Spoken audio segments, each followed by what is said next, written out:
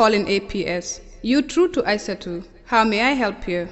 My name is Aliu. I'm holiday maker in the Gambia and heard about your holiday cash service and want to know how it works. Our holiday cash allows you to withdraw money in Dalasi using your credit or debit card through our POS system with no additional charges. This can be done both online through the phone as we are speaking or when you visit our head office at 55 Kairaba Avenue. I am presently in Wuli Sutukonding and wants to send $10,000 to myself and I want to do it right away. My card number is... Aliu, your reference number is APS 123456, but it's after 4 p.m. already and the banks will close soon. But you can receive your money today with our APS home cash delivery service. Where can I receive it? Our agent in Wuli Sutukondi will contact you to arrange delivery of your cash to your home.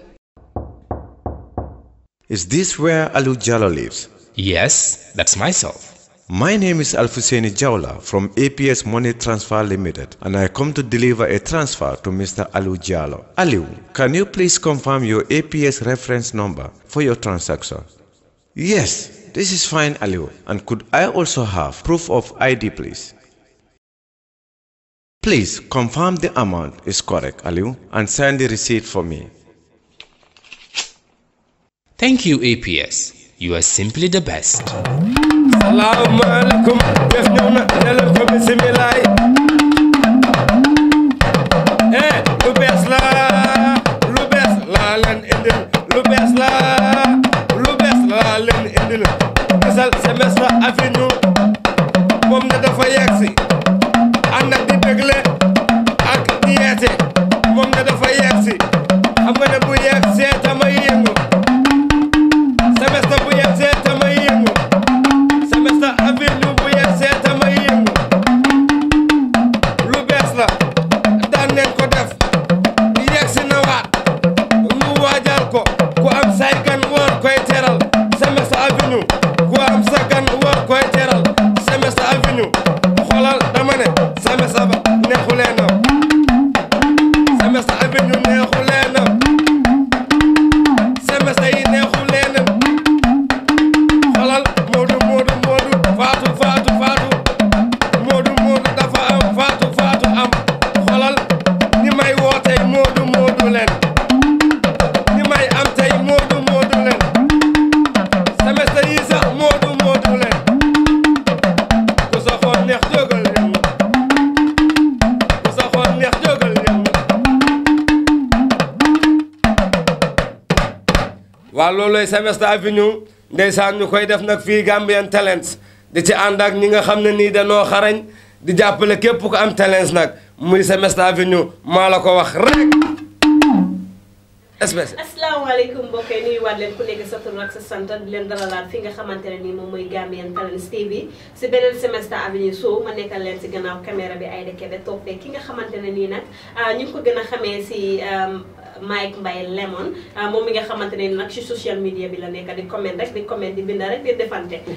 ma indi leen ko tey ñu nar a waxtaan ak moom waxtaan yi am solo ba tey rek di leen wax ne ne fashion liir bu neexee nday jaatee sa mbagaja di jaajëfal ñi nga xamante ne ni ñoom ñooy APS International ñoom ñoo dooleel li nga xamante ne ni ñoom moom mooy Semester Avenue so ba tey yéen ñuy seetaan ma di leen ñaax soo leen xoolee seen mobile si wala fa la ñoo mën a seetaanee rek after comment box bi di ngeen fa gis green box bu am love shine maa ngi leen a ñaax rek ngeen click green box boobu noonu nag ngeen bokk suñu monthly subscription bi nag ngeen mën ñoo jàppale ndaxte liggéey bi Gambia nekk na loo xamante ne nii yombut nara am ay interns di leen jox pass ñuy dem ak a ñëw nara fay ay staff building boo ren nga koo fay every month mu nekk loo xamante ne nii soxla nañu support dama koy wax rek duñ dem si li nga xamante ne ni moom mooy government institution si wala li nga xamante ne moom mooy private sector bi pour ñaan li nga xamante ne moom mooy ndimbal ndaxte Olof Njaay dafa ne ku la won ay bët rek wan na ni nga xoolee ku la abal sa ay bët rek wan na ni nga xoolee ñun nag dañuy bañ ku ñëw xool leen fii xool leen fële indi leen kii bu leen indi kii génnee leen lii bu leen génnee lii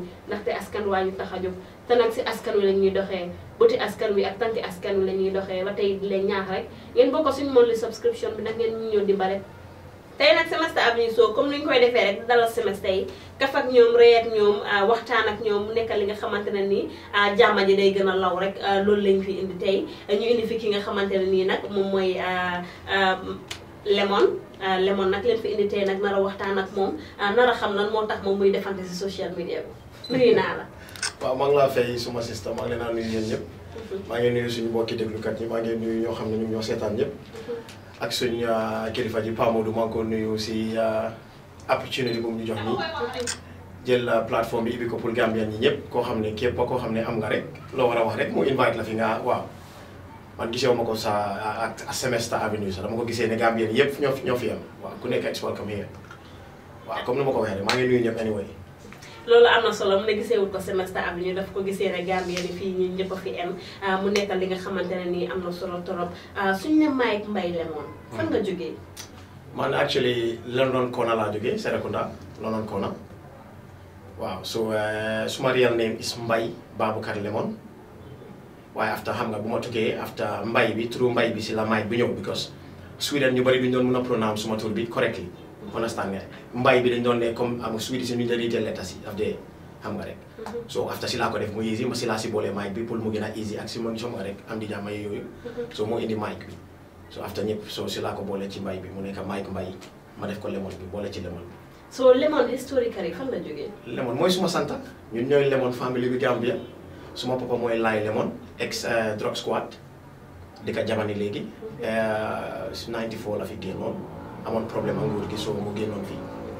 so di ka jamani waaye mu ngi ñëwantu daf di ñëwantu léegi Gambia so man mooy suma papa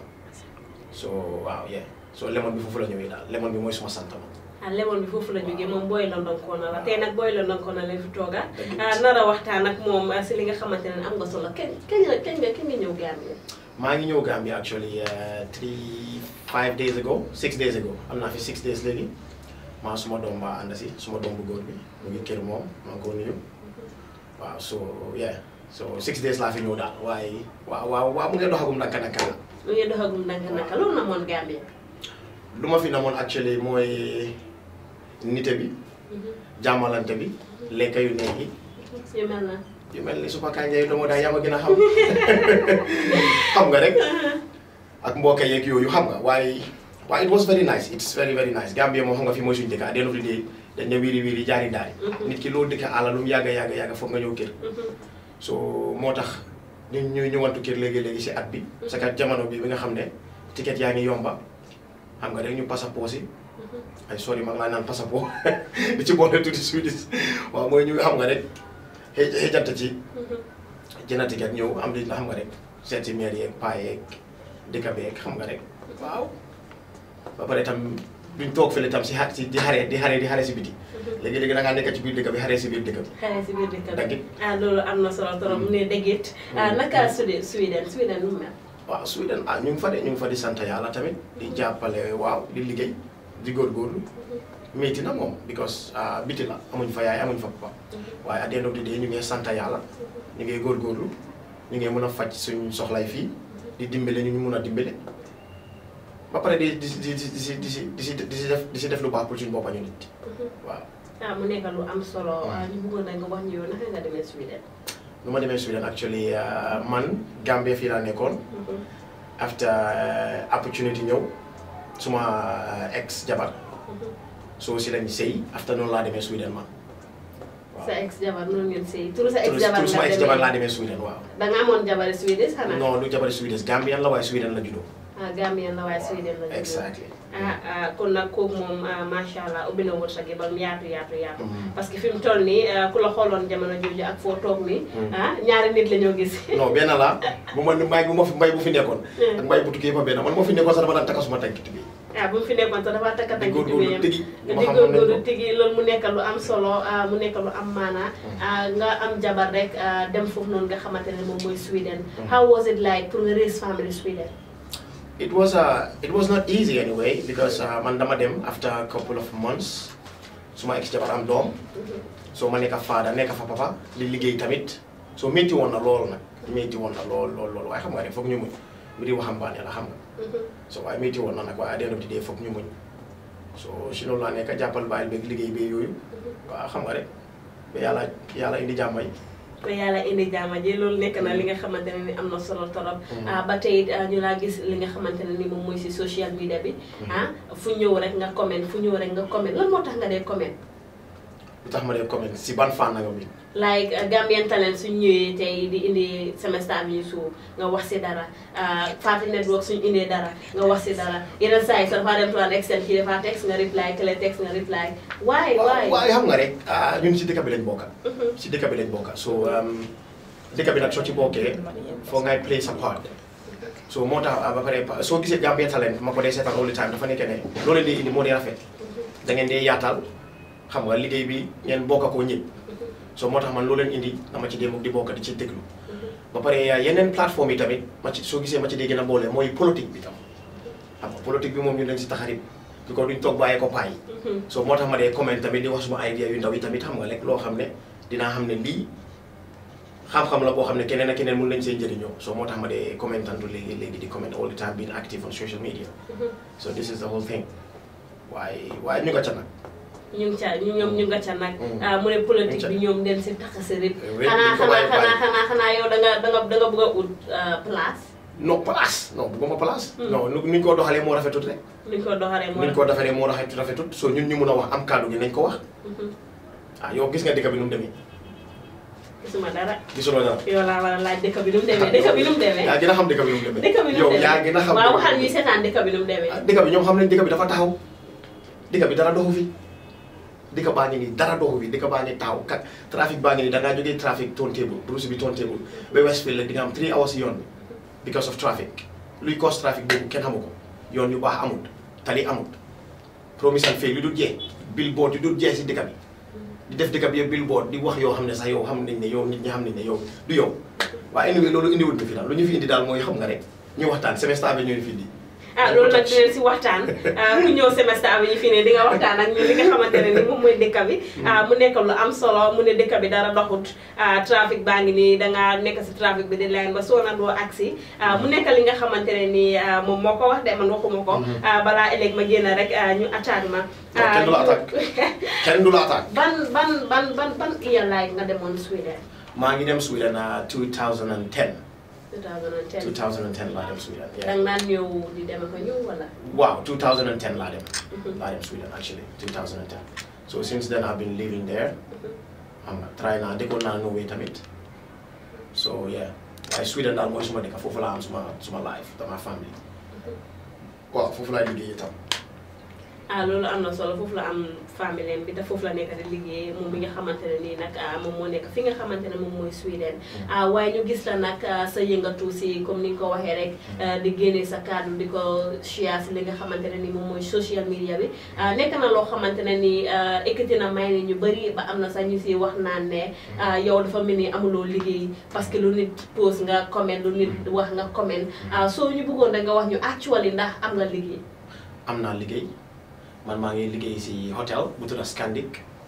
mu ngi Sweden hôtel bu mag la am nañ ko si Scandinavian hôtel la so moo indi tur boobu Scandic so on dañoo ñu laa nekk di liggéey te man si waañ laa di liggéeyee waaw so xam nga rek su ma liggéey tamit terewut ma pour téye suma téléphone di déglu di comment di xam lu xew suma dëkk di ci boole suma kàddu xam nga waaye xam nga Gambien bi ñoom understand ñoom dañoo foog ne yaa ngi téye téléphone bi rek amuloo soxla waaye téléphone bi tamit suñ ko téyewut comment lu ñoo comment naka la nit ñi di xamee ne ñun lii mooy suñu xalaat foog nga comment looy comment nit ñi mën a xam luy sa xalaat because xalaat gi foog ñu séddoo ko understand nga lii moo ko waral nag moo tax ma active on social media. nga nekk fi nga xamante ne ni moom mooy Sweden liggéey li nga xamante ne ni moom mooy hôtel liggéey hôtel naka la mel foofu. métti na méttiwut because man si suba laa dee liggéey man suma liggéey bi suba la. so man si breakfast laa dee liggéey Swedish si ñu ko woowee frukost so man si lifin boobu laa nekk département boobu laa nekk so léegi-léegi 5 laa dee eewu war a sangu si sedda bu métti boobu daw jëli ji train bi ba jëli ji boos xam nga fii dañoo am moto waaye fii doo am moto fii de boos yi ngay dawaleeg train bi because awma licence fii so ñemewu maa dawal xam nga fii moom mun naa ñàkk licence sax dawal because fii police yi da ngaa ne joxe 50 ñu bàyyi la nga dem waaw te fii amul loolu da nga joxagum benn police 50 waaw joxe naa 50 ba sona joxe naa 100 ba sona yéen ko dégg de soo daf ñu bëggoon ne ñu suñu police yi den korop ñoo gën a korop laa loolu ñëpp xam nañ ko yaa ko gën a xam wax ko bu fi ragal mu ne suñu police yi den korop moom moo ko waxee afo kana si la naa jox ay 50 ñu ko bàyyi muy dawal amut lañ seen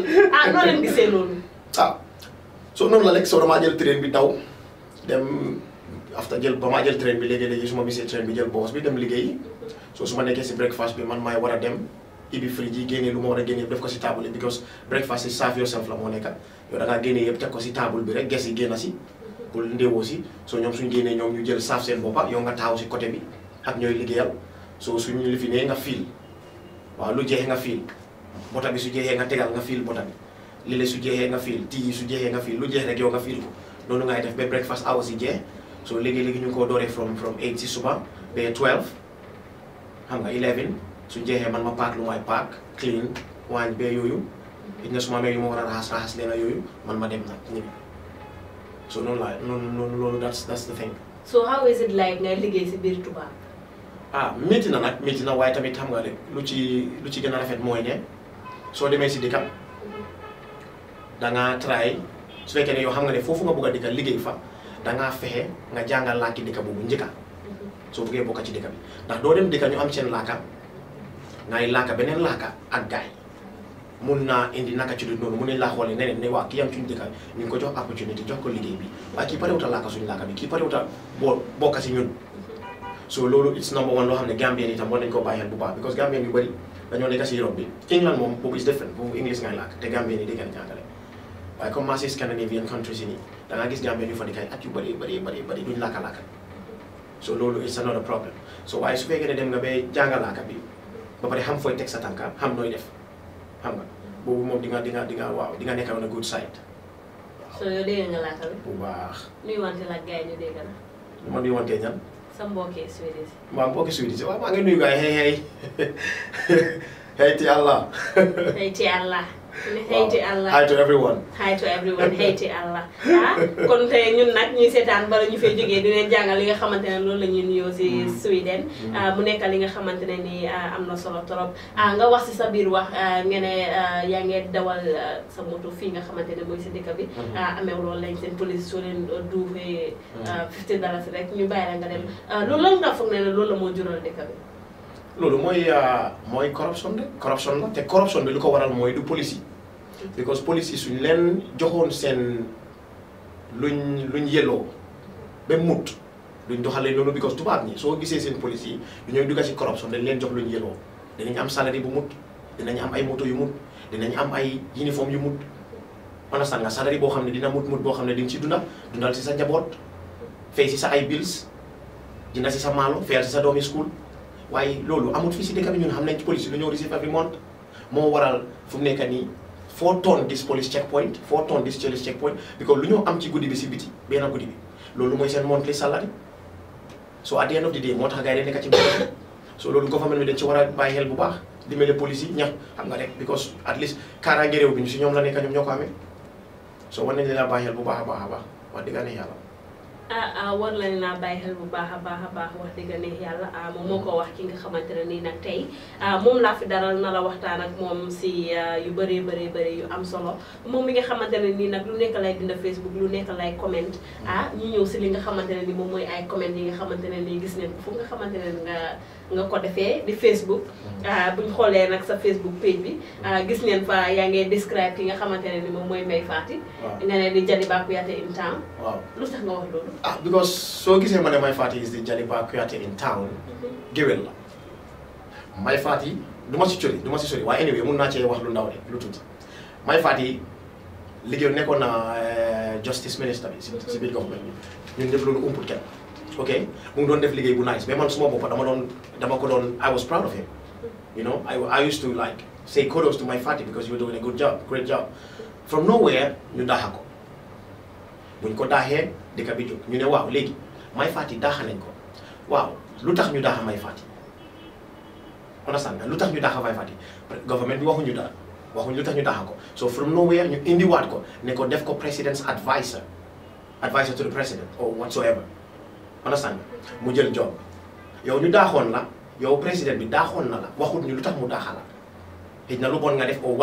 loo def ñun xamuñ ko because waxuñ ñu ko binduñ ko fenn understand nga waaye ñëw na la defaat la advice te yow daf la daaxoon so moo tax ma ne kii géwél la so moo tax nga describe as Jaliba Kuyateh so dafa woyaan woyaankat la moo ko wax de mu ne Mai Fatty woyaankat la loolu nga xamante ne nii nag moom moo ko binda foofu noonu nga xamante ne nii moom mooy si Facebook am bi ba tey ñu gis si Facebook bi ngay describe government bi as is it baboon government man de dama ne government bi baboon government la de maa ko wax boy monkey walk baboon eat la lu tax nga wax monkey walk baboon eat in what sense ma def ko mu gàtta rek ma def ko lu ndaw rek because su ma ko bëggee explain yëpp dafa xam da nga explain yëpp non waaye dafa xam gudda ba pare tamit dama bëgg mu Modou Mbaye non nu mu demee soo gisee ma wax loolu ma wax la ci lu ndaw mooy ne number one benn bi mooy ne nguur gi luy seen lu gën a important lu ñu war a def loolu lañ nekkul di def understand nga Barrow mooy suñ président Barrow ñun ñoo ko fi teg understand nga ñun ñoo fi teg Barrow pour mu dimbali ñu jàppale ñu transitional government lañ wax waxuñ la nga form a political party waxuñ la nga def dara dañ leen a transitional government mooy toogal nga liggéeyal ñu lu gaaw ñu change constitution bi def liggéey bu gaaw yow nga toogee boor ñu jàng xam lu ñoo yóbboo réew ñu ñëw yóbbu réew ñun lii lañ waxoon lii moo tax man ma doon support Barrow to death those days ci time yi impasse bi understand Barrow ñëw Barrow lu gën a important mu jël ko tegee ko boor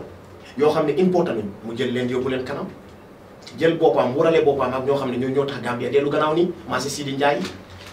ñoom du Sano ñi ñoo yóbbu Gambia gannaaw Barrow ñooñu la jël wurale leen boppam so moo tax ma ne lii babuñ ko fa mel la because monkey babuñ ko fa mel la because ñoo xam ne ñooñu Barrow xam na ne ñii ñoo war a róobu réew mi kanam mu jël ñooñu tàggale leen boppam jël ñoo xam ne xam na ne ñii they are very selfish individuals mu waral leen boppam lii moo tax réew mi nekkul di dem réew bi demul fenn waaw man su ma ko gàttalee daal waaw. su ko gàttalee moom loolu moo tax. sama ko gàttalee rek tënk ko. waroon nga koy yaatal nag. dina ñëw. baax na mu ne dina ñëw moom dafaa daw foofu noonu dafaa bañ a góore tapet la pour mu génne. non góore na sax waaye dina ñëw. dina ñëw te waxuloo ko. dina ñëw bu baax naa waaye yow. loolu ñoo ko dégg ba tey ci sa Facebook post yi rek. ñu gis yaa ngi describe ki nga xamante ne nii moom mooy Amat Bah. nga ne father of dogs. lan moo tax ngay jël Amat Bah di ko relate ak dogs. Amat Bah is even dogs are better than Amat Bah for my seeing. lu tax nga wax suma gis-gis. because Amat Bah dañ ko jox post Amat Bah ministre la. understand waaye Amat Bah ñu gis nañu Amat Bah nekkul di def dara si dëkkam Amat Bah ban lan la nekk di def si dëkkam tourisme baa ngi gën a dellu gannaaw demal Sénégal bi nga seet tourisme bi touriste yaa ngi complain every day man Sweden laa jógee dama ne toogaay ñoo xam ne touriste yoo xam ne dañ ñëw Gambia tourisme baa ngi gën a dellu gannaaw yow minister of tourism nga yow nekkuloo ay griot yow doo wéykat yow doo géwéli président yow minister of tourism nga liggéeyal ñu suñ tourisme secteur bi leen la war understand nga jëlal suñ tourisme secteur bi def ko nu mu war a waree liggéey boo ci mun liggéey bu rafet nga def ko ci waaye yow defuloo loolu Amat Bah fi di wër hôtel yi rek di yuuxu rek la fi nekk deful fu dara xam nga rek moo tax ma liggéey tamit foog nga sa xool tàng nga wax yéenay waaye xam nañ ne Amat Bah nekkul di fi def dara ñun xam nañ loolu yow sa bopp xam nga loolu. bu ne foog sa xool tàng nga wax yéenay mu toog ak fii moom tey nag di waxtaan ak moom ba tey ci sa Facebook post yi ñu gis yaa ngi binda li nga xamante ne ni nga ne Youssou Ndour moom moo nekk the richest man in the Gambia. soo gisee ma wax loolu ne Youssou Ndour mooy the richest man in Gambia. dëgg la. Youssou Ndour de mooy the richest man in Gambia loolu moom loolu kenn du ko wéy because lu tax ma wax loolu bridge baa ngi nii yële seen Daba Macenda bridge bi noo ñëw inaugurate nii Youssou Ndour mooy invite Jaliba instead of Jaliba invite Youssou Ndour a invite Jaliba instead of President Barrow invite Macky Sall invite President Barrow yow xam nga loolu ñun xam nañ loolu bridge baa ngi nii bridge bi suñu biir dëkk la nekk waaye ñan ñoo see gën a bénéfice mooy Sénégal bridge bi ñu see gën a bénéfice mooy Sénégal Gambie duñ si bénéfice Gambie lu ñu bénéfice si bridge bi mooy xanaa crossing point si crossing waaye all bénéfice si business bi yëpp Sénégal la moo nekkee boori Sénégal la moo nekkee taxes yooyu noonu yëpp Sénégal la moo nekk interest boobu yëpp Sénégal la moo nekk Gambie nañ ci am waaye duñ ci am lu bëri Gambie ñun dëkkale lii tuddut Sénégal lii Gambie la tudda xoolal sénégalais musiciens yi suñ fi ñëwee nu mu dee demee ak Gambian artiste su fi nekkee nu mu dee demee ñu ngi fi am ay icônes yu mel ni Jaliba Kuyateh su fi doon play tey Youssou Ndour di fi play tey nit ñi dañoo dem si Youssou Ndour bàyyi Jaliba suñ ko doon def di same day gis nañ ko fi happen na fi not even too long ago Big Faa moo doon play ak xaw ma ban artiste ak benn artiste bu jógee Jamaica or somewhere kooku fees ne teb Big Faa fees de wut te Big Faa Gambian la lu mu am fii la koo def fii la koo lekkee understand moo tax ma wax loolu I was just being sarcastic rek waaye nekkul ne loo xam ne la rek dama doon wax rek pour ñoo xam ne am nañ xel xam fu may waxee moo tax ma ne Youssou Ndour is the richest man in the Gambia xoolal Youssou Ndour ñaata million la ko Africell day fay Youssou Ndour recently rek xam nga ñaata million la fi jëlee trans su bàyyi ko fi Youssou Ndour mos ngaa gis mu invite Gambian Bercy Youssou Ndour dafaa dem ba Mali invite xale bu ndaw boobu si dikkee jali ba kuya teg fi te ñun Gambia dañoo jël Youssou Ndour bu ko koo for lekka ñun suñ Gambien sim fan la nekka fuñ ko teg ñun suñ buggante suñ biir fuñ ko teg ñun suñ bugga suñu réew mi jëm kanam ñu ne neen jëm kanam fuñ ko teg suñ jëlee suñu waa dëkk di leen diggaat di leen delloo gannaaw jël foreigner di leen teg suñ kanam man loolu laa fi gis te yow it loolu nga fi gis keneen ak keneen loolu la fi gis nañ waxante dëgg comme nu nga ko waxee rek Gambien yi dafa mel ni ñoom daal foreign artistes yaa leen gënal ñu bëggoon da nga wax ñu like ñu nekk di gis Gambien si most of them di dem di toppa si gannaaw foreign artistes yi bàyyi li nga xamante ne nii moom mooy seen artistes yi nga xamante ne ñoom ñoo nekk si dëkk bi loolu ban solution nga foog ne moom leen mun a teg as Gambians pour ñu éradiquer ko problème bi mooy ne man lu ma ci gis mooy ne Gambien bi bëggul Gambien bi jëm kanam waaw man dem naa si Gambien artiste bi si bépp fànnal Sénégambien bi soo fa demee restaurant yi naar banque fi restaurant yi Gambien banque fi restaurant yi naar bi dafa fees tepp Libanese restaurant yi Gambie Sénégal bi dañoo fees tepp Gambien yaa ngi fa cosaan bu mu fa bu Lamine bi Lamine Gambien la te lu naar bi di jaay la moo jaay waaye da ngaa dem Sénégambien gis ñu feesal ay Three Chicks ay yooyu noonu ba mu fees tepp ñooñu dañ di Gambien ñooñu lu ñu am du fi des dañ ko yóbbu Libanon lañ ko Alibaba ngi nii Alibaba bu moo ibi restaurant boobu Sénégal bi ñaata million la mi Gambie Alibaba amul fi dara yëpp yóbbu na ko ñibbi na léegi dem na toog Libanon am nga it's right time ñun Gambien yi ñu fonka suñ boppa comme lu Pa Modou di def nii sax booy lii dañ ko war a ñun ñoo war a jàppa ci lii waaye lu Pa Modou am nii gis nga beneen façon ni plateforme bi beneen foreigner su ko amoon next door every day kiiw nga faa gis te loolu dëgg la ñun lan mooy suñ problème what is our problem jaaxalu la yow. what is our problem waaw loolu moo ma jaaxal what is our problem lu tax ñun mënuñoo fonkante suñu biir jàppale wante suñu biir Sénégal la ngeen di def nañ ko yow Sénégal ban foreign artist mooy ñëw Sénégal play maa ngi fàttaliku there was a time about last month am na benn French rapper bu ñëwoon Sénégal di play Sénégalais artist bi di play foreign artist bi amul dara Dip moo feesal stadium am bi ba mu fees teg ñun Gambia lu tax mënuñoo def loolu réew looloo ko yóbbu kanam booy ñu jàppale wante ñun Gambia lu tax mënuñoo def loolu laaj naa ko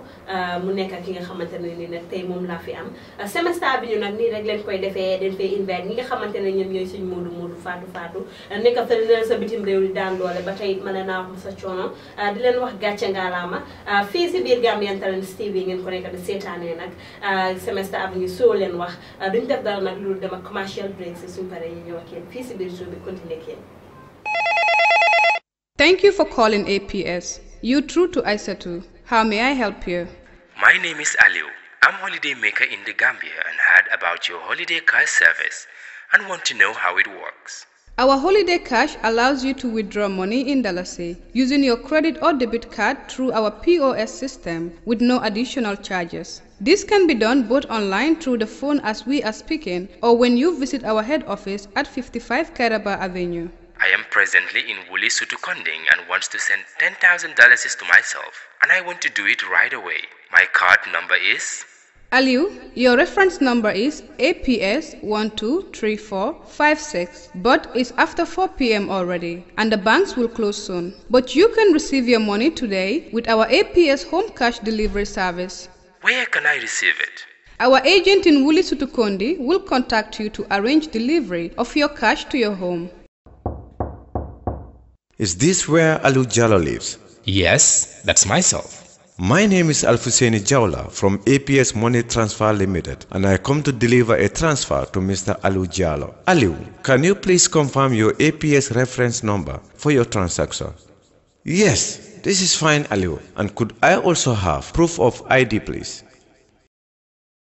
Please confirm the amount is correct, Alu, and send the receipt for me.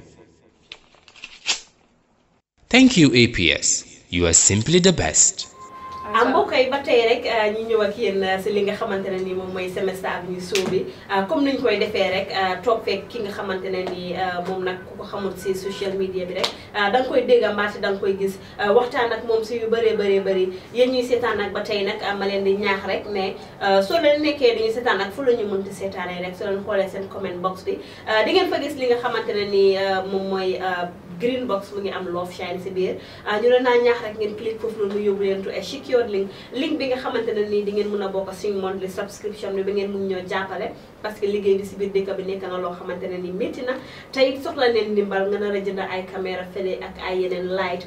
pour def indi leen live coverage nar a fay ñi koy def ba pare it nar a fay building bi nga xamante ne nii fa nga koo defee nekk na loo xamante ne nii nag soxla neen ndimbal waaye ba tey rek comme ni ma leen koo waxee rek mënoon nañoo dem si government sector bi wala ñu dem si private sector si pour ut li nga xamante ne ni moom mooy ndimbal waaye Olof Njaay dafa ne ku la abal ay bët wala ni nga xoolee ñun nag den bañ nag ku ñu tënka den bañ ku ñëw dicté naan leen indi leen lii bu leen indi lii indi leen lële bu leen indi leen loolu la ñuy bañ parce que askan baa ñu tax a jóg si buti askan bi loolu la ñuy doxee mu nekk li nga xamante ne am na solo trop ma ne naa ñaax rek ngeen dooral ñu su ko defee ñu mu leen naa indil yu bëri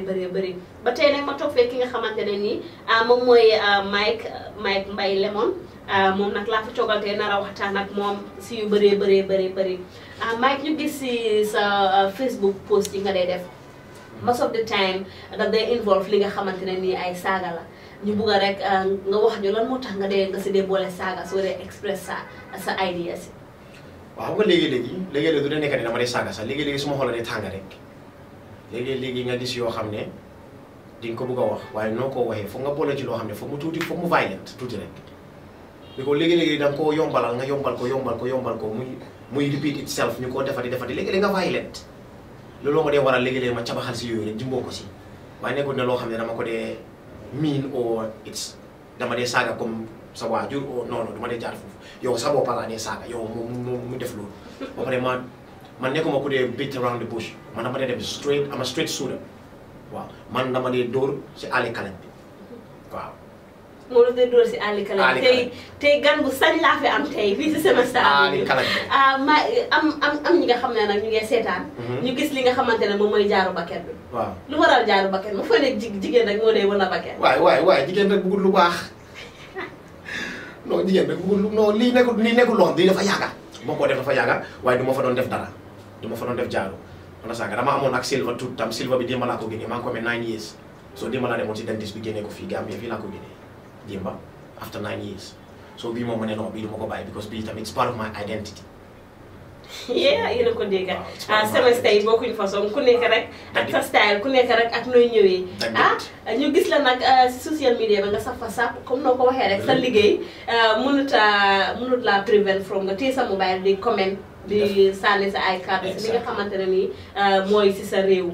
ñu bëggoon a nga xam ñu nga wax ñu est-ce que yow da nga dee am time ak li nga xamante ne ni moom mooy sa famille bi waaw suma doom bi dama dee am moom time maa moom ma fi nekk sax dama dee am moom time ñaari doom laa am benn bu jigéen ak benn bu góor bu jigéen bi mu ngi tudd Awa waaw maa ngi ko tuddee suma sista bu dëkk England Birmingham bu góor gi maa ngi ko tuddee suma papa Abdoulaye Lemon waaw suma papa Gambia fii la nekkoon time yi Jawara Nguli Jawara ex-NIA la woon xam nga jógee fa Zandam jaar na Zandam ku ko xamul dégg nga ko ñëpp xam nañ ko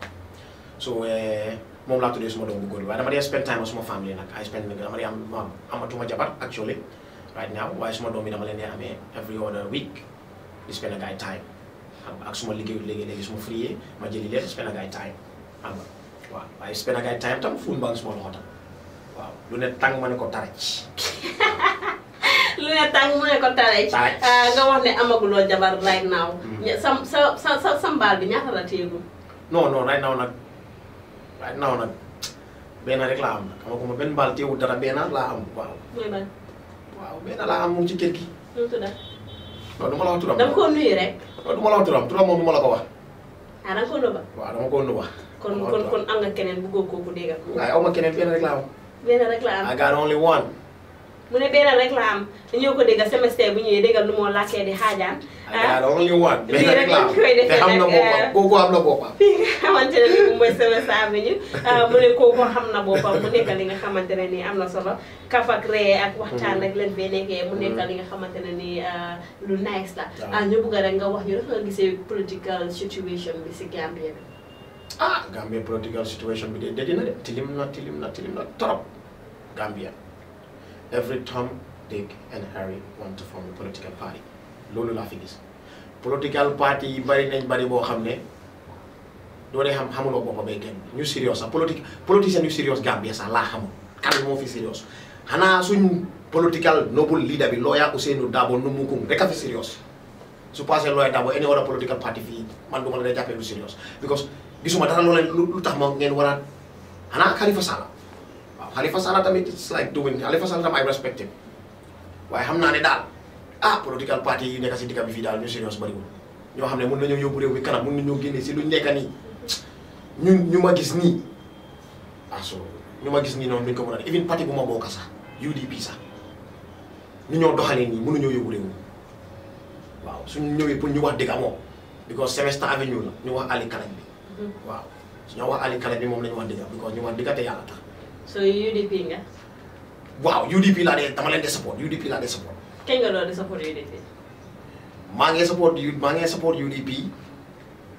since 2002. waaw si laa doon di support UDP. ba tey because suma maam moo ma ci dugal because suma maam mooy Mbakari Mané dee na last year yal na ko yàlla yërëm xare ko àjjana. waaw moom xarit la woon ak Lawyer Darboe so te kañaleng la woon tamit so waaw so moom ma daan léegi su ma dem si yam yóbbuwaale ma ne waa nañ dem su gaay làkkee English nga wax ma lu gaay wax because déggutoon angale so nii la ba xam nga rek ma ne waaw lii moom man dama ko téye woon as a family thing so loolu la woon waaye di moom nu may magee nii may gën a gis ne affaire yi du family rek dangaa ceet loo xam ne ñoo koo xam ne suñ ko joxee réew mi na yóbbu réew mi kanam ñëpp nañ si gis seen boppa nekkut fi individuals ñooy gis seen boppa si kaaraange réew mi so waaw te egg naa si foofu laa àgga nii foo xam ne dinaa mun a gis ne kii dina mun a yóbbu lii kii dina mun a def lii kii dina mun a def lii so waaye lu ñu nekk di gis ni right now at this present moment wax dëgg ne yàlla doy na waar. naka nga gisee former régime bi under the leadership of Yaya Jammeh. former régime bi under the leadership of Yaya Jammeh garaawoon na nag Yaya Jammeh moom xam nañ ne nu mu meloon he was a brutal dictator he was not a good person he was nit baax na baaxul because à l'end of the day Yaya Jammeh tamit def na fi lu baax si dëkk bi waaw xaj loo ko bañ boñam yu weex bàyyee ko Yaya Jammeh def na fi liggéey yu baax def na fi lu baax def na fi lu bon tam te lu bon yu mu fi def du moom kenn ñu ko tuumal ku jóg jiiñ ko commission bi ku jóg jiiñ ko Yaya Jammeh because mu ngi fële mënut a waxal boppam mënut a wax dara because mu ngi fële waaye bés bu mu ñëwee wax xam naa ne moom tamit ñeneen dina ci taxam because du moom rek because Yaya Jammeh du jël fetel teg ko ci boppi nit dañ na dafaa joxe ordre te ñoom daan jox ordre ñu ci dëkk bi fii baroo ngi nii am na ñu ko wër ñoo xam ne Yaya Jammeh daf leen daan jox ordre so waaye daal xam nga rek Yaya Jammeh moom ku bon nekkul nit ku baax moom wax dëgg he was a dictator te dictator kenn bëggu ko waaw kenn bëggu dictator he was a dictator loolu lekk ko yaaxal waaye def na fi dara tamit waaw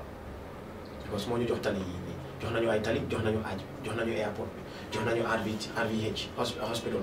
GRTS moo ñu ko jox so yooyu tam nañ ko gërëmee santé ko waaye tamit rey yu mu doon defa ñaaw because nit ki soo ko joxut bakken doo jël bakkenam waaw yooyu moom ñaaw na waaye tamit def na fi loo xam ne tamit war nañ ko gërëmee waaw. sa biir wax nga ne Barrow it am na ñu ko wër ñi nga xamante ne Yaya Jammeh jox na leen fetel. waaw di soo yow naka nga gisee loolu noonu. comme nu ma la ko waxee rek mooy ne comme ne rek Barrow dama gis ne dafa betray Gambians fa may si suma gis-gis man dama gis ne Barrow daf ñu betray su tax ma loolu mooy ne ñun foogoon ne Barrow ñooñu la moo jël taxal leen boppam pour ñu liggéey réew mi defut loolu Barrow dafa jël ñoo xam ne ñii amuñ tur bu rafet suñ biir te ñun Gambie ñun ñoo moom suñ karta ñun ñoo la faa teg ñun ñoo la faa génnee so ñun suñ la fa tegee dañ la óolu moo tax ñu teg la fa te suñ óolu boobu noonu su demee bañ ko génnee ci yow rek dañ la faa génnee understand nga so Barrow nag dafa doon di disappoint Gambians yi kàddu yu ñu waxoon ne ko di si taxaw yu bari yoo xam ne waxoon nañu ko dina ko defu ko understand nga waxitane naka li tuddati sax kii naka tuddati ñoom maa si Sidi Ndiaye yow time impasse bi ñun ñëpp gis nañ Sidi Ndiaye lu mu doon wax si dëkk bi fii yow gis nga ñun ñëpp gis nañ Sidi Ndiaye bokk na si ñoo xam ne moo taxoon Gambien yëpp daw ñi dem Guinée ñi dem Sénégal ñi dem accident si yoon bi di dee because of ñu ngeen daw rek pour génn si jamono impasse bi Sidi Ndiaye si la ko Yaya Jammeh jël appoint ko as ministre si jamono boo xam ne kenn bugut a liggéey Yaya Jammeh Sidi Ndiaye jël ko nekk ay few days ministre fii Barrow moom la jël taxal ko si booram ibi this thing called youth movement yow youth movement bi luñ ci doon wax yu jamono Yaya Jammeh Green Boys yi ñoo doon def nañ fi lépp lu bon ba nga xam ne ñun Gambie dañ dem ba ragal this movement benn président warut a ibi movement si la Barrow ñëw indi youth movement bi loolu gën ñoo delloo gannaaw tamit ñu ne lii ñun bëgguñ ko because doo ñëw rek dëkk bi youth si yëpp yow yaay seen papa yow yaay président bi yow ñun youth si yëpp yow yaa ñu boolee doon suñu kilifa so doo jël few individuals nga ne ok yii ñooy youth si réew mi man ñii laa war a liggéeyal understand so yooyu daal man si loolu laa gis ne daal mu ngi jaar yoon boo xam ne daal mu ngi ñoo disappoint nekkul loo xam ne expect woon nañ ko dina ko def nekkul lu ñu promission tamit during the political times bu moo campagne this was not the promises he made waaw promise yu mu make noonu si during campagne bi ak yu mu nekk di def léegi dafa uti waaw si suma gis-gis moom uti na bu baax a baax. noo gisee ki nga xamante ne nii moom mooy First Lady Foundation bi. waaw First Lady Foundation bi tamit is wrong because gis nañ Zeynab Foundation bi gis nañ ko fi nu mu doon def Save the Baby loolu yëpp it was built for corruption First Lady Foundation bi tamit ñëw di toppa tànka yooyu noonu te loolu yëpp is wrong gis nañ fi 35 million dollars si saaga bi nii puntuñ meres kenn déggut kenn xamul Fatou Camara tamit nekkoon ci ñu jël ko xam naa taxal ko seen boor moo tax mu block ma tay dafa ma block sax Fatou Camara waaye nga man fale ma ko su ko neexee mu block ma because dama ko wax dëgg waaw because dama ko ne yow ñun yow lañ yaakaaroon pour am answer si 35 million bi waaye yow soo dem nga ba noppi léegi ñun ñoo jëlatee suñu answer because ñun yow lañ yaakaaroon kii jël na la taxal la si boobam ngeen dem am diina foofu noonu maa ngi nuyu suma koto bi ko Passamba maa ngi ko sant di ko gërëm koto bu baax la wala sant so waaw foofu la daal foofu la daal comme ni mu ko waxee rek si fan yi la ne la passé woon mbétee seen bi rek lii parti yi ne ku nekk rek di def seen li nga xamante ne mooy congrès di taxawal seen njiit ñu gis ñi nga xamante ne nii nag ñoom ñooy APRC ñoom ñu taxawal ki nga xamante ne moom moo fi nekkoon président di Yaya Jammeh naka nga gisee loolu mooy lu gën a koon lu moom sa digga suma am yow koo xam ne yow xam nga ne kii nekkul si dëkk bi Yaya Jammeh mënatut a ñëw si dëkk bi ñun xam nañ loolu lu tax ngeen jël ko def ko political leader of the party ñun loolu understand ko sax bi ko xam ne nekkul si dëkk bi loolu leen ko defee loolu pour mu lead party bi loolu makul sense waaw loolu moom makul sense wax dëgg yàlla because Yaya Jammeh mënut a ñëw si dëkk bi because Yaya Jammeh su ñëwee si dëkk bi Mile 2 la moo dem waaw loolu moom lu ma leer la Yaya Jammeh su tegee tànkam si dëkk bi fii Mile 2 la moo dem su ko government bi pare wut a tëj sax ñun Gambie nañ ci taxaw waaw ñun Gambie nañ ci taxaw bu baax because am na Gambie yu baax yu nekk si dëkk bi fii ñoo xam ne injustice bi dañ pare mu daga waaw wax dëgg yàlla. so la nga gisee PPP as a party. PPP moom parti bu lu soosee de woo parti burukata la PPP woo kay PPP woo kay tekaale naa woo Aliou Mbala ne ko PPP woo burukata la PPP manqué political party. non PPP woo burukata because même PPP woo kay yaa bele tiña because to lafta no me PPP lead wala ma PPP lead membe PPP sambala no wala man taraji mum tato fola bari membe PPP menyanta PPP sambala ntol be wolonni me ya non ko wala binano PPP ta nyaato ntol be wolonni bari o fenkele ala ni karala yala corruption ninke ya wala ni karala so PPP bitano nyaato nyaadi le you know yene ko dega mu ne PPP lu ko wara yobbu ci kanam gaay defuñu ko because of PPP sambala no nyaato mu ne Bibi Daw mo mëna yobbu PPP ci kanam ay yene ko dega tay mo ak mo fi ñun ñepp xam nañu ne Bibi Daw rek ay mëna yobbu PPP mom rek mo xam lolu ak ñeneen ñun ñepp xam nañu yow xam nga ko man xam nga ok ñu ñew ci li nga xamantene ni mom moy doy di PDOIS as a party nak nga ko gisee no PDOIS mom they have the best structure in the Gambia lolu mom kenn mënu ko wédi PDOIS ma digane yalla they have the best structure te sen way of politics I like it Gambian ni ñom ñoko understand Gambian ñu individual Gambian bi understand ñu PDOIS di politique why parti bo xamne la they have very good structures parti bo xamne la tamit seen liggéey rafet na parti bo xamne la tamit suñu leen joxé réew mi mën nañu yóbbu réew mi kanam waaw xam naa ci loolu moo xam naa ne man yaakaar naa ne PDOIS mun naa yóbbu réew mi kanam waaw dafa am yu ndaw yu des rek yu ñoo mën a xëy na def waaye mun nañoo yóbbu réew mi kanam wax dëgg yàlla because suñu nekkee suñ lii dee réew mi xam naa ne corruption dina wàññeeku loolu moom lu ma leer la du ko xam naa ne du parti boo xam ne gëm nañ corruption du parti boo xam ne bugga nañ seen bugga bari na ñoom lépp la ñoo def pour réew mi jëm kanam la ak kaaraange réew mi ak good économique réew mi waaw so xam naa ne daal suñ fi nekkoon su leen yàlla tegoon ci kanam nañ mën a def liggéey bu rafet. GDC non GDC moom bëgguma see wax. bëgguloo see wax. xanaa bëgg nga koo bokk wala non bokkuma si waaye bëgguma see wax GDC bëgguma see wax because I have so much respect for some GDC members waaye te parti bi aw ma ci xalaat bu baax so moo tax bëgguma see wax parti bi aw ma ci xalaat bu baax te dafa am few individual nit yu fa nekka ñoo xam ne dama leen jox cër trop comme seen parti di def Mama Kandeh dama ko jox cër trop xam nga ma ñu keneen ku mel ni Bac Samba tamit di ko Amérique dama ko jox cër bu baax ak ñeneen ak ñeneen ñoo xam ne bu ma wax seen tur waaye parti bi aw ma ci xalaat bu baax te du ma mën a fen te man dëgg rek laay wax dëgg yàlla tax. mu ne parti bi amul si xalaat bu baax moom dëgg rek lay wax waaye xalaat bu bon bu mu si am noonu nangul koo wax fii nii ñu dem si li nga xamante ne moom mooy GMC noo gisee parti boobu. non GMC du political party. GMC du political party GMC political party boo xam ne la ñoom dañoo nekk si koonay di xaar coalition buy form pour ñu ut place waaye GDC du political party GDC mënut a win dara si dëkk bi. GMC sorry mënut a win dara si dëkk bi baalal moo ma ne GMC mënut a win dara si dëkk bi ñoom dañoo nekk ñoom hanging party lañ ñoom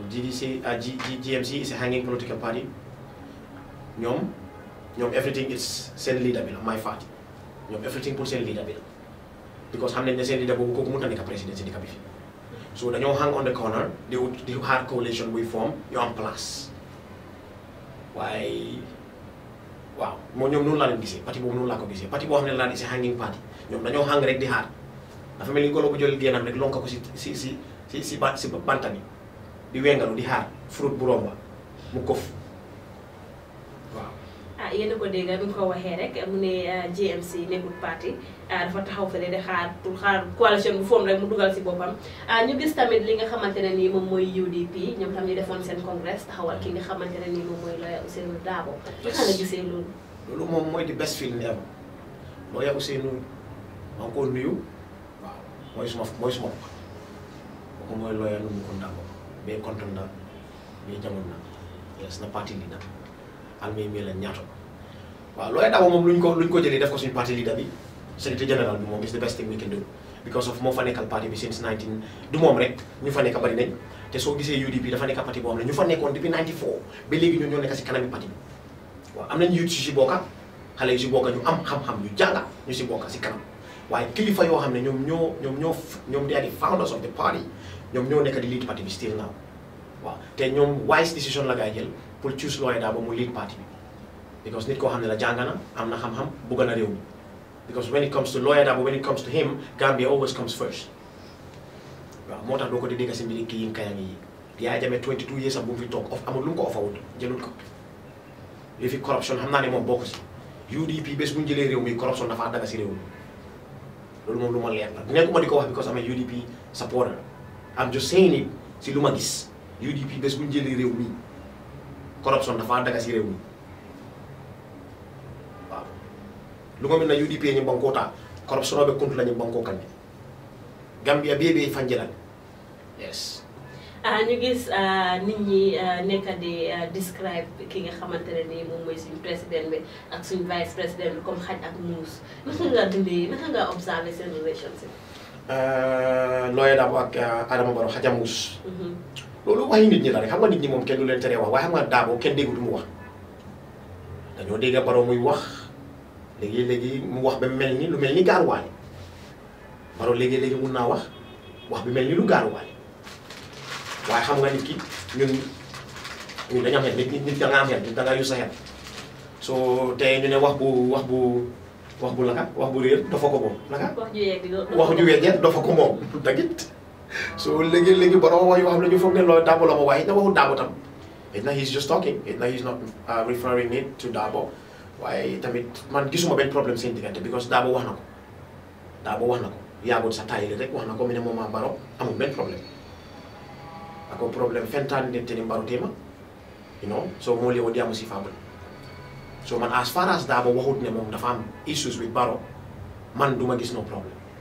Barrow mun naa wax waxam because nit ki moom waaw sa wax moom sa kaddu la mun ngaa wax lu la neex waaye as far as kilifa bi waxut ne moom am na problème ak diw man duma téye ne problème am na fa waaye Gambien bi ñëpp a ko wax moom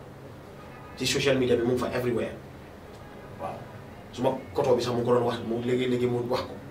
léegi ne ma déglu Membe Kering sax yu mel noonu ñëw fa waaye tamit man as far as daa ba waxut ne moom am na problème ak Barrow man duma fa gis problème. moom lañ fi toogal tey fi nga xamante ne nii moom mooy suñu Semester Avenue Show bi si Gambian Talents TV nekkoon fi ak moom nag di waxtaan ak moom wax nañu ak moom yi nga xamante ne nii bëri na torop moom nag saf-sàpp si Facebook bi ak si li nga xamante ne moom mooy social media di defante rek lu mu gis rek wax lu mu gis rek comment mu nekk li nga xamante ne nii nag indi neen ko fii tey nag waxtaan ak moom ñu wan la li nga xamante ne nii xame nga film bi. waaw xame na ko. foofu xame. only on GGTV. waaw da ngeen am play Semester Avenue box bi. like gan boo demee seeti nit boo génnee rek nit ñi de naan gan bi moom lu mu indi soo bala maa génn gars yi naan ma suñu gan bi lañu indi. suñu yóbbal si suñu Semester Avenue box bi mu ngi nii. non waaye box bi after nañ si déggoo si biti. box bi after dinañ si déggoo mu nekk loo xamante ne nii nag moom tamit dural nag ki nga xamante ne dafa dox si sutura. mu nekk lu am solo mu nekk lu am maanaa Semester Avenue nag Gambian Talents TV rek ñu leen koo indil fi nga xamante ne nii nag dañoo dalal ñi nga xamante ñoom ñooy suñu moodu ak suñu faatu nekk fële sa bitim réew di daan doole di ñaxa di njëriñu ma ne naa wax ne masa coono di leen wax ne gàcce ngaalaama soo leen ñëwee fii rek holiday ñu dalal leen suñu studio bi kafak yéen rek yéen mu nekk li nga xamante ne nii dina am solo trop tey dina am maanaa ba tey it duñ def dara la lu bàyyi la nga tàggatoo. waaw maa ngi sant ñëpp di gërëm ñëpp di sant déglukat ñi ak seetaankat ñi di leen wax ne seen doom la seen raka seen mag seen am di jàmma Mbay Lemon alias Mike Mbay Baboucar Lemon waaw UDP Dorong. ñoo ko gisandoor semestre yi bokkuñ façon semestre bi nag dafa ñëw rek ne UDP Dorong loolu foo ko gisee waaw ba tey rek ku nekk ak sa xalaat ku nekk ak loo bugga ku nekk ak sa bugga mu nekk li nga xamante ne nii lu am solo la lu am maanaa la Gambian Talents TV nag ñoo leen doon indi li nga xamante ne nii moom mooy Semester Avenue feccum réer bu neexee nag day jaatee Samba Gagne ba tey di jaajëfal ñi nga xamante ne ñoom ñooy APS International ba tey yéen ñuy seetaan ma leen di ñaax ba tey ngeen xool seen comment box bi comment box bi di ngeen fa gis li nga xamante ne ni green box la mu ngi am love shine si biir ma ne naa ñaax rek ngeen bokk suñu mën li subscription bi su ko defee ngeen mun ñoo dooleel ndaxte indi leen programme yi mel ni ñu nekk si caméra bi ñuy use ak ñi nga xamante ne ñoom ñooy présent ak fu ñu nekk nii di ko rent nekk na loo xamante ne nii soxla leen support soxla leen dimbal waaye ba tey rek duñ dem si li nga xamante ne nii moom mooy government sector bi wala li nga xamante ne nii moom mooy private sector bi di leen dem di ñaan pour ñu dimbale ñu parce que olof ñaay dafa ne ku la abal ay bon rek war na ni nga xoolee ñun nag dañoo bañ ku ñu tënk dañoo bañ ku ñu wax naan indi leen li invite leen kii bu leen invite li askan waa ñu tax a jóg kaddu askan la ñuy waxee seen bët ak seen tànk la ñuy doxee comme ni ma koy faral di waxee rek mu nekk li nga xamante ne nii am na solo trop Semester Avenue Show nag maa leen ko indi loon fii nii nga xamante ne nii moom mooy suñu studio bi di Gambian Talents TV jërë ngeen jëf seen déglu bu rafet di leen dig dox daje ba beneen yoon jërë ngeen jëf. Thank you for calling APS. You through to Aisatu. How may I help you? My name is Aliu. I'm holiday maker in the Gambia and heard about your holiday cash service and want to know how it works. Our holiday cash allows you to withdraw money in Dalasi using your credit or debit card through our POS system with no additional charges. This can be done both online through the phone as we are speaking or when you visit our head office at 55 Kairaba Avenue. I am presently in Wuli Sutukonding and wants to send $10,000 to myself and I want to do it right away. My card number is... Aliu, your reference number is APS 123456, but it's after 4 p.m. already and the banks will close soon. But you can receive your money today with our APS home cash delivery service. Where can I receive it? Our agent in Wuli Sutukondi will contact you to arrange delivery of your cash to your home.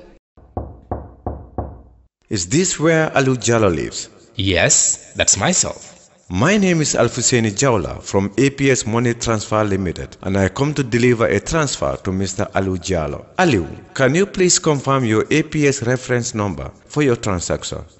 Yes, this is fine, Aliu. And could I also have proof of ID, please? Please confirm the amount is correct, Aliu, and send the receipt for me.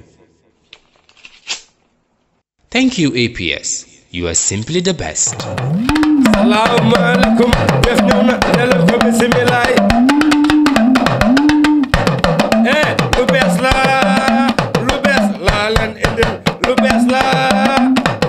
la leen indil. Gisal Semester Avenue moom ne dafa yegsi. ànd ak di bégle ak di yeete moom ne dafa yegsi. xam nga ne bu yegsee tamay yëngu. Semester bu yegsee tamay yëngu. Semester Avenue bu yegsee tamay yëngu. lu bees la daan neen ko def yegsi na waat nu waajal ko ku am say gan war koy teral Semester Avenue ku am sa gan war koy teral Semester Avenue